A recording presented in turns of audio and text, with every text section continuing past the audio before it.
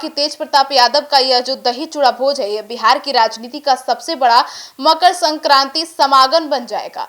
यह भोज सिर्फ दही और चूड़े तक सीमित नहीं रहेगा, बल्कि यह होगा समीकरणों की प्लेट, गठबंधन की कटोरी और भविष्य की राजनीति का स्वाद।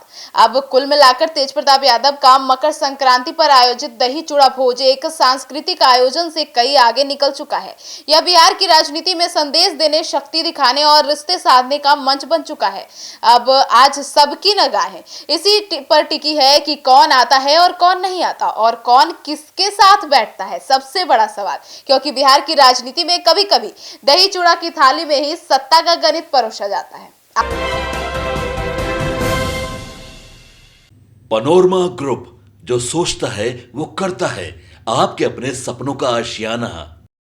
बिहार में मकर संक्रांति पर दही चूड़ा की राजनीति, तेज प्रताप यादव का भोज, आस्था, शक्ति प्रदर्शन और सियासी संदेश। नमस्कार, आप देख रहे हैं सिटी पोस्ट लाइव। मैं हूं सृष्टि राज। बिहार की राजनीति में मकर संक्रांति सिर्फ एक पर्व नहीं है, बल्कि सियासी शक्ति प्रदर्शन का बड़ा मंच बन चुकी है। हर साल इस दिन होने वाले दही चूड़ा भोज के जरिए नेता अपने राजनीतिक संबंधों, जनाधार और भविष्य की राजनीति का संकेत देते हैं। इसी कड़ी में आज राष्ट्रीय जनता दल के नेता रह चुके और बिहार सरकार में मंत्री भी रह चुके तेज प्रताप यादव का दही चूड़ा भोज राजनीतिक गलियारों में चर्चा का केंद्र बन गया है। जी हां, तेज प्रताप जो जनशक्ति जनता दल के सुप्रीमो हैं, इस बार यह आयोजन सिर्फ पारंपरिक भोज नहीं दे रहे हैं, बल्कि राजनीतिक संदेशों, समीकरणों, संभावनाओं से भरा हुआ माना जा रहा है। कहाँ है और क्यों खास है यह तेज प्रताप यादव का दही चूड़ा भोज? तो आपको बता दें, तेज प्रताप यादव का यह भोज पटना स्थित उनके सरकारी आवास पर आयोजित किया जा रहा है। हर साल की तरह इस बार भी मकर संक्रांति के मौके पर आयोजित यह कार्यक्रम राजनीतिक मेलजोल और शक्ति संतुलन का प्रतीक बन गया है। तेज प्रताप यादव को आरजेडी में एक ऐसे नेता के रूप में देखा जाता था जो अलग अंदाज का था। हालांकि अब वे जनशक्ति जनता दल में है और उसकी अध्यक्षता, छवि और वाक बयानों के लिए जाने जाते हैं। ऐसे में उनका दही चूड़ा भोज सिर्फ औपचारिक नहीं, बल्कि यह बताने का प्रयास भी है कि पार्टी और गठबंधन में उनकी भूमिका कितनी अहम है। अब किन किन राजनीतिक नेताओं को न्योता मिला है, आपको बता दें। राजनीतिक सूत्रों के अनुसार तेज प्रताप यादव के दही चूड़ा भोज में बिहार की राजनीति के लगभग हर बड़े गढ़े निमंत्रण दिए जा चुके हैं और उन्हें शामिल होने का न्योता दिया गया है। अब बात करें राजनीतिक और कौन किन्हें किन्हें निमंत्रण मिला है, तो राष्ट्रीय जनता दल यानी राजद से तेज प्रताप यादव के पिता और राजद सुप्रीमो लालू प्रसाद यादव जी को इस उनके स्वास्थ्य के कारणों से सीमित तरीके से भी वो ना आ सके, लेकिन उन्हें भी न्योता दिया गया है और यह न्योता कल रात ही दिया गया है, मतलब ठीक भोज से एक दिन पहले। और तेज प्रताप यादव, राबड़ी देवी, राजद के सभी मंत्री, विधायक और सांसद सभी को न्योता दिया गया है। युवा राजद और छात्र राजद के पदाधिकारियों को भी मिला है।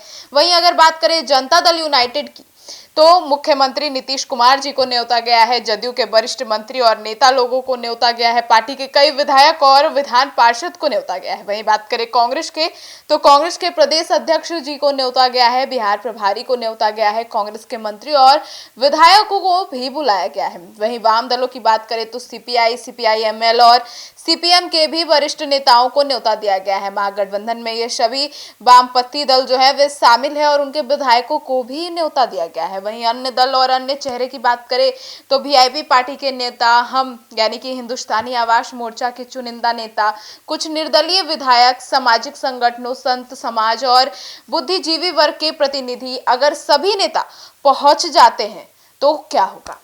यह राजनीति का सबसे बड़ा दृश्य होगा। अगर तेज प्रताप यादव के दही चूड़ा भोज में महागठबंधन के सभी घटक दलों के शीर्ष नेता एक साथ नजर आते हैं, तो यह आयोजन बिहार की राजनीति का अब तक का सबसे बड़ा मकर संक्रांति राजनीतिक समागम बन सकता है। इसमें संभावित राजनीतिक मायने भी हैं।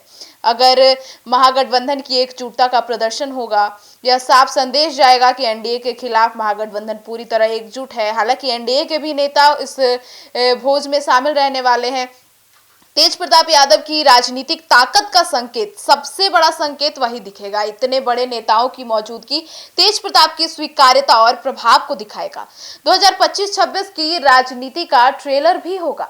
लोकसभा और विधानसभा चुनाव से पहले यह भोज भविष्य की राजनीति का संकेत माना जा रहा है। चुनाव खत्म हुआ है, उसके तुरंत बाद यह भोज आयोजित कर इतने बड़े राजनीतिक नेताओं को, मंत्रियों को, सभी को न्योता देना, और अगर सभी उपस्थित हो जाते हैं तो यह काफी बड़ा राजनीतिक संदेश दे पाएगा।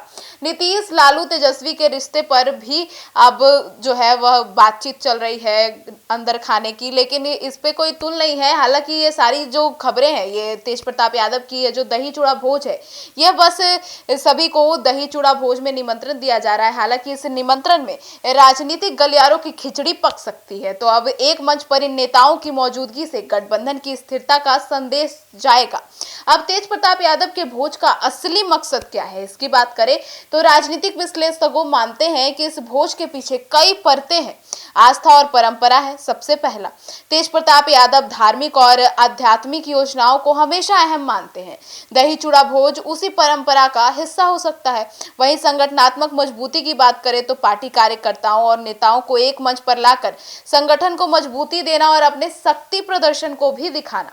अब शक्ति संतुलन का संकेत दे सकते हैं। अब वे दिखाना चाहते हैं कि वे जेजेडी के वे सुप्रीमो बन गए हैं तेज प्रताप यादव, तो अब वे अपने शक्ति प्रदर्शन अपने नेताओं, अपने पार्टी के लिए और पार्टी की एकजुटता के लिए दिखाना चाहते हैं, और राजनीतिक संबंधों को भी मीडिया और लोगों को दिखाना चाहते हैं कि उनके राजनीतिक लोगों से संबंधें कितनी अच्छी है। वहीं बात करें मीडिया और जनता का ध्यान भी खींचेगा।